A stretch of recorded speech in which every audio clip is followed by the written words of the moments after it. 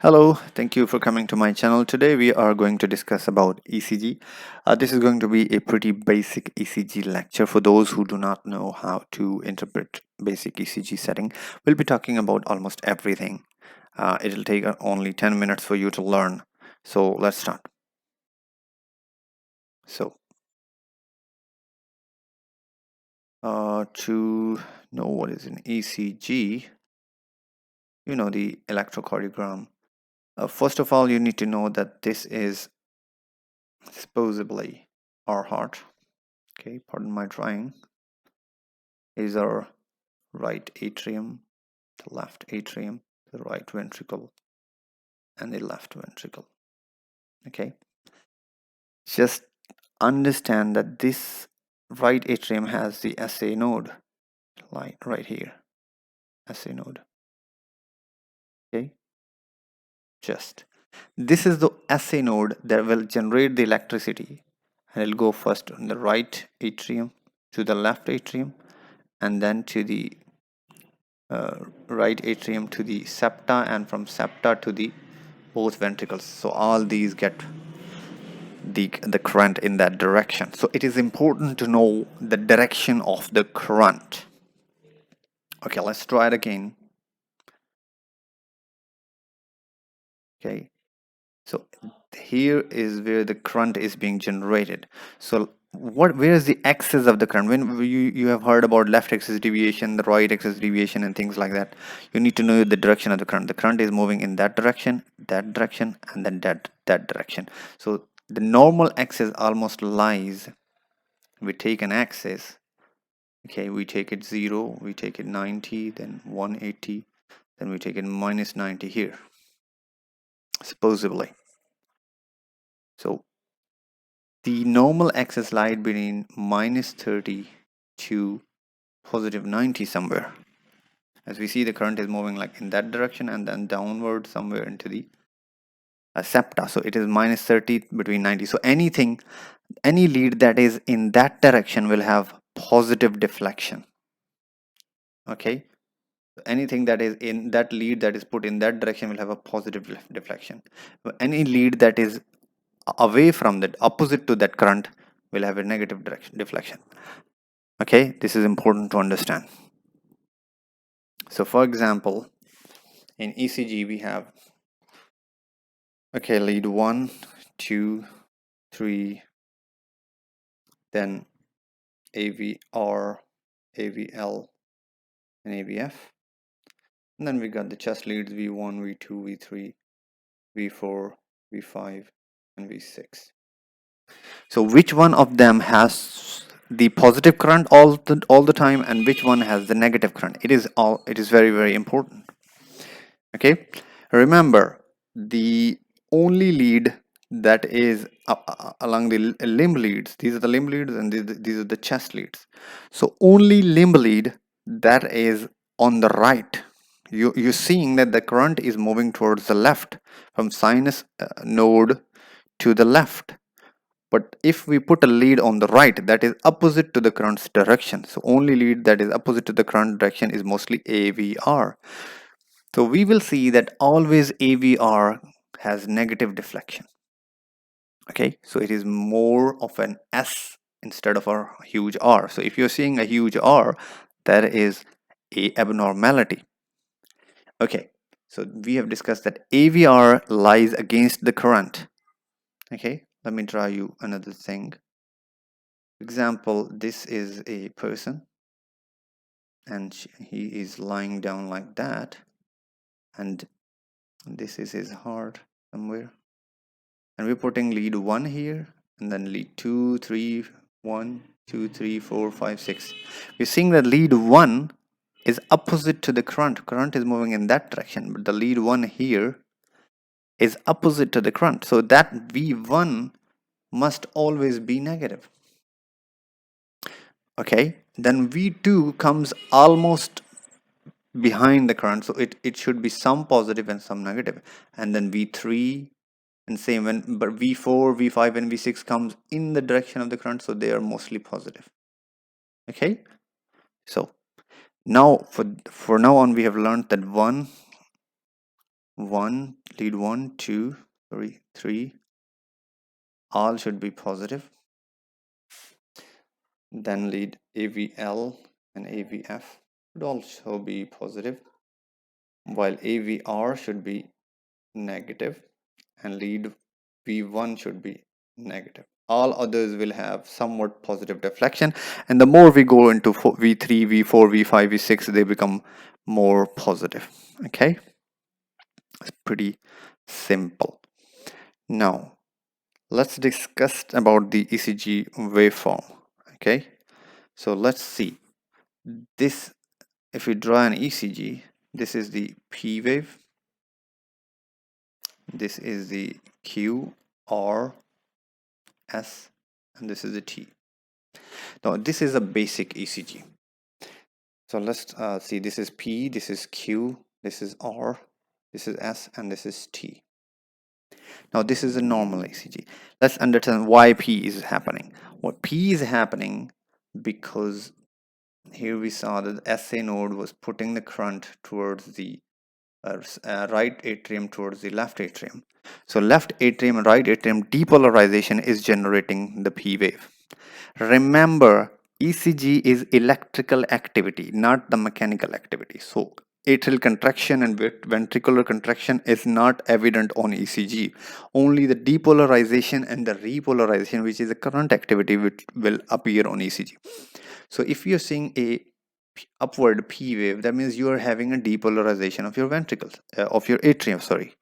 Once they are depolarized, the atrial contraction occurs between this flat line when you're seeing nothing because it's a mechanical activity, and then the current reaches to your septa, and here comes the septa depolarization, which is Q wave, and the R and the S, these are the depolarization of your ventricles. Okay, the depolarization and then the repolarization occurs between the S and the T segment here. Okay, and sorry, the contraction occurs between the S and the T segment, and the repolarization of the ventricles is seen by the T wave. So we are very clear up to now that P is depolarization of the atria, QRS is the depolarization of the ventricles, and T is the repolarization of our ventricles. Here we're not seeing repolarization of the atria because it overlaps. The QRS overlaps over the atrial repolarization, so it doesn't appear. Okay, moving on. Now we have discussed which lead should be negative and what things are in the ECG. Let's start with the P wave. Here is the P wave. Here is the Q, R, S, and the T wave. The P, what are the P abnormalities? P wave abnormalities. P wave usually has to be almost 0.12 millisecond. Okay, so this is the maximum length of P. P can and from upward it should be up to 2 small. If it's more than 2 small squares, I mean this is high voltage. So P can be either biphasic. Okay, so it is more than as 1 small square is 0.04 milliseconds, so 3 small squares will make 0.12 milliseconds. If it's more than 0.3 small squares, then it is called a bigger P wave, which is also called P mitral. And why P mitral? Why we call it mitral? What is happening is if you look at the heart, and there is something wrong with the mitral valve. Okay, something wrong with the mitral valve, and what will happen? There's something wrong with this mitral valve here, which is between left atrium and the left ventricles. What happens is when there is mitral stenosis, the blood is pulling back into the left atrium. Once it is pulling back into the left atrium, it will dilate. And once it's dilated, it will dilate. The current will take longer to depolarize the whole atrium because it has become huge. So that is why the P becomes So it becomes huge. And as the atrium has become huge, the P wave is taking longer. It has become wider. So this is called P mitral. Do you understand why they're calling it mitral? Because it's due to the mitral disease. Okay, now there is another scenario. If this same P wave becomes upward, more upward like this, its current is increased instead of its duration. So it is one small square and the second small square. It is more than two small squares. We call it a P pulmonale. P pulmonale. Why we call it pulmonale? Okay, it is giving us the clue that something is wrong with the pulmonary circulation or pulmonary valve. Okay, pulmonary stenosis. Probably this is the one that causing the issue. Let's see what happens. This is our heart. Okay, now here in the right ventricle, the blood is going towards the pulmonary trunk and into the both lungs. Okay, here we have our lungs, and here we have the other lungs. So the blood is going from right ventricle to the both lungs. What happens? That if there is some problem with this, some pooling of blood into the lungs, there is pulmonary hypertension, and this will cause a huge pressure in the pulmonary valve, and this will keep the pooling of blood back into the right ventricle and then back into the right atrium. So eventually the right atrium will become huge. Okay, this will become huge as the SA node is part of that. SA node generating the current is within the right atrium. So actually the current intensity increases. That is why the P becomes huge. And that is why we call it P pulmonale, because the right atrium enlarged because of the pulmonary problems. Okay, so that is why we call it a P pulmonale. So two abnormalities we find of the P wave. It can become P mitral, or it can become P pulmonale. So if you see a P pulmonale, that means something is wrong with the lung pressures, and the right heart is dilating. Okay, so it is not mostly the left heart problem, but the right heart problem. And if you're seeing a P mitral, then there's something wrong with the left atrium. Okay, so think about mitral stenosis, etc., or anything other than mitral stenosis, like mitral valve prolapse, etc. Okay, so now we're done with the P wave. So these are the abnormalities of the P wave. So next step is we're done with the P wave, and now we go to the Q, R, S, and the T. Next step is the PR interval. Okay, we're looking at the PR interval. This is the PR interval. PR interval. So this is the next measurement we're looking. Normal a PR interval, it should be between 0.12 to 0.20 milliseconds. Okay, so I told you that 0.04 was one small square. So 0.12 is 3 small square, and 0.20 is 5 small squares. So it's 3 to 5 small squares. So PR should be like that. But if the PR is increased,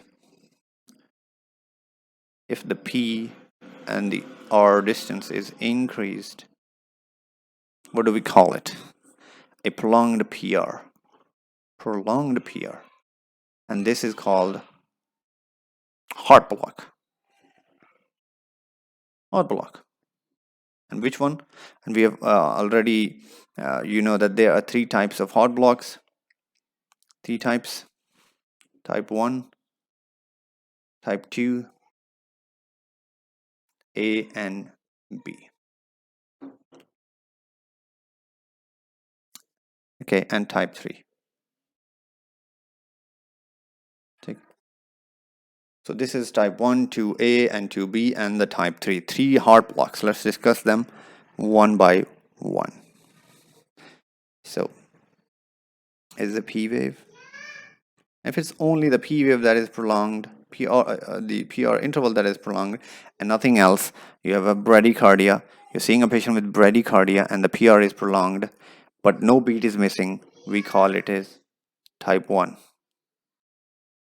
Okay, so easy, simple. Next, we're seeing another type of. You're seeing a PR that is slightly getting huge with next beat. Okay, and eventually it becomes huge enough that a QRS is missed. There's no Q wave, and the P wave come back again, and the QRS comes and the P wave. Okay, and the P and the QRS becomes longer and longer, and after few rhythms the beat drops. This is called type 2A. Type 2A. This is called type 2A or Wenckebach phenomenon. Type 2A or Wenckebach. Okay, simple. Next. Now, if there is constant PR interval is constant, but every now and then we are seeing, we're continuing here, every now and then we are seeing a beat that is missed, like that. Okay, this is what we're seeing a missed beat here, but the PR is constant. So this is called type 2B. This is called type 2B. Okay, so you have constant PR interval, and after 2 to 3 beats there is one missing beat. There is one missing QRS. After a P, after it P, another P comes. Okay, so this is type 2B. Now what is type 3? In type 3 there's no relationship between P and QRS. Normally a P should generate a QRS. But what happens in type 3, that there is bradycardia but there is no relationship with the QRS. Okay, it can even not appear and then the QRS will appear. Okay, so P wave can be double and can come anywhere like that. So this will be totally arrhythmic P wave. P wave is still coming, but it is not generating, every P wave is not generating a QRS, and P wave can come 2 or 3 times.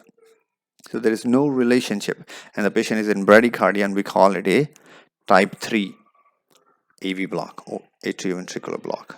So why this block is happening? It is another thing to discuss. So this is the heart. Now my drawing is pretty bad. Now, this is the bundle of his, which is causing. Here what happens, in the bundle of his, the current passes and there is a gap here. If something is wrong here, the current is not properly moving from ventricles, atria to ventricles, and taking longer. And this current problem here, blockage here, causes a atrioventricular block. And we're getting this block, a type 1, type 2, and type 3 blockage. Okay. Now let's discuss another thing. Now we've done with P wave problems, we've done the PR, now with the QRS. Okay, a QRS has a duration as well. So normally a QRS is between 0.8 millisecond to 0.11 or 12 millisecond. So 2 to 3 small squares. If it is huge or wider than 3 small squares, what do we call it? We call it a bundle branch block. So simply a bundle branch block is nothing but just widening of QRS. Okay, it is just a widening of QRS. So it is just a widening of QRS. So every time you see a widened QRS, it is a bundle branch block. So what kind of bundle branch? Right or left? This is the thing that you would decide. Okay,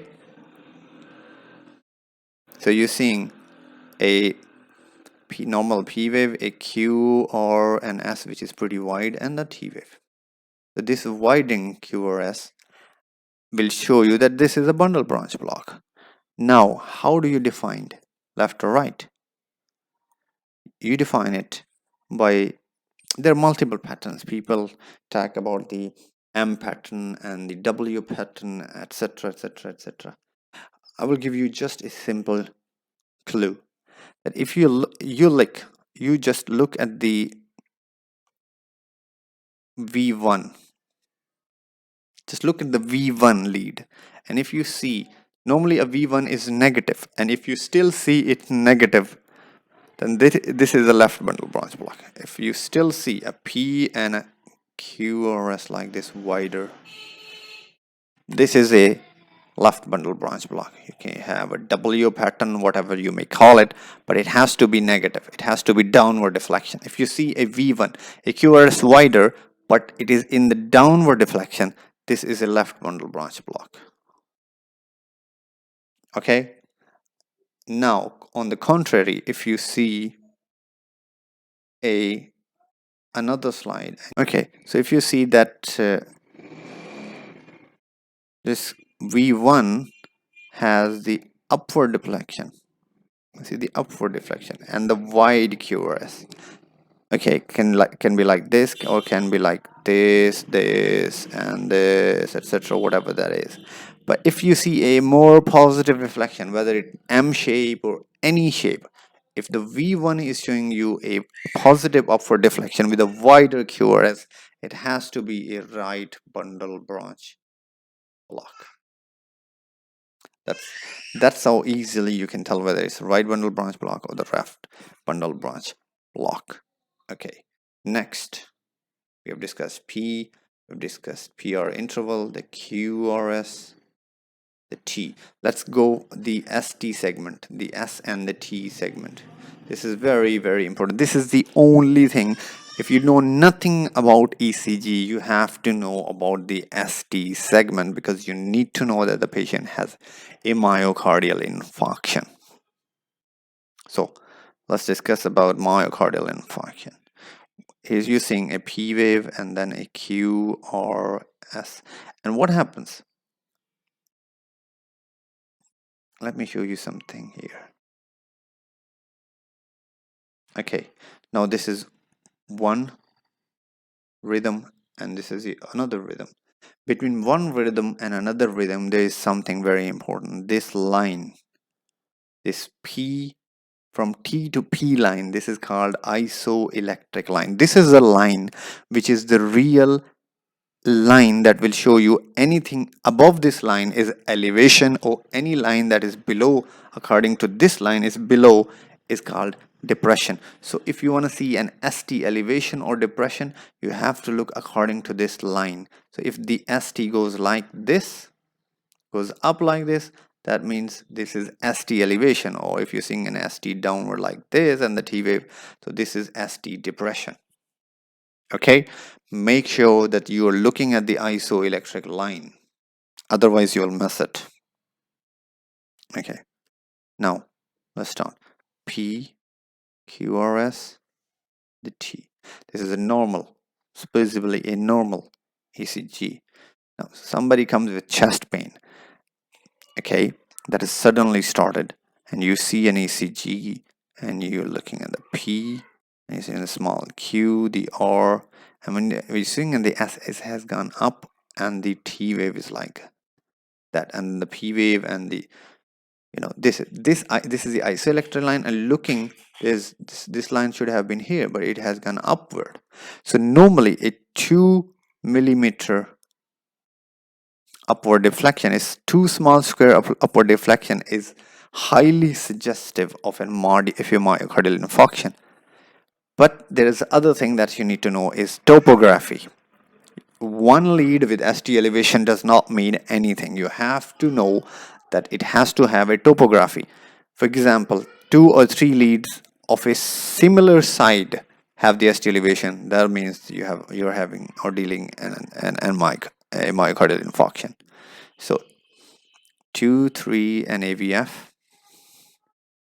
These are the inferior leads. So if you are seeing ST elevation in these leads, this means that you are having inferior wall MI. And if you're seeing a ST elevation in lead 1, lead AVL, and V5 and 6, these are the lateral leads. So you're seeing a lateral wall MI. But if you're seeing a ST elevation in V1, V2, and V3, you're looking at the anterior wall MI. So this topography is very, very important, and you need to remember that. Okay, so simply quite easy to understand, I think. Let's move on to we've discussed P, VPR interval, the QRS, the ST, and now we're talking about the T wave. What is the T wave? We told that T wave is the repolarization of the ventricles. What causes the repolarization of the ventricles? It is always the potassium.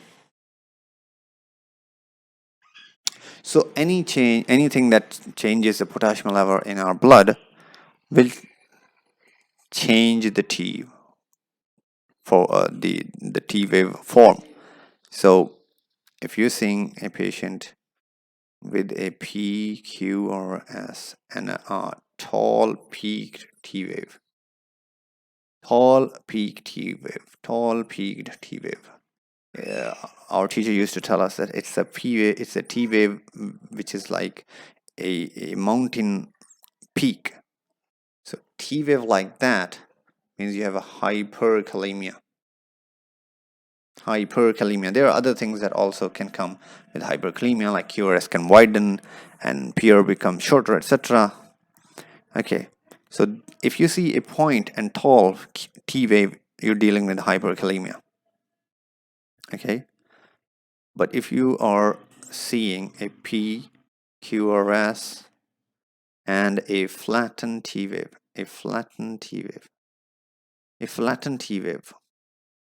or completely flattened or negative T wave, or you may have a U wave, another wave that comes after the T wave is U wave. Okay, this U wave is significant as this shows us that the patient has hypokalemia. So the QRS becomes shorter and the PR becomes shorter as well, but the important thing is that the T is flattening and you're getting a U wave. And this is typical of hypokalemia. Okay, this is the simplest and easiest way to remember an ECG, the pretty basics. Okay, thank you so much for watching. Take care. Bye bye.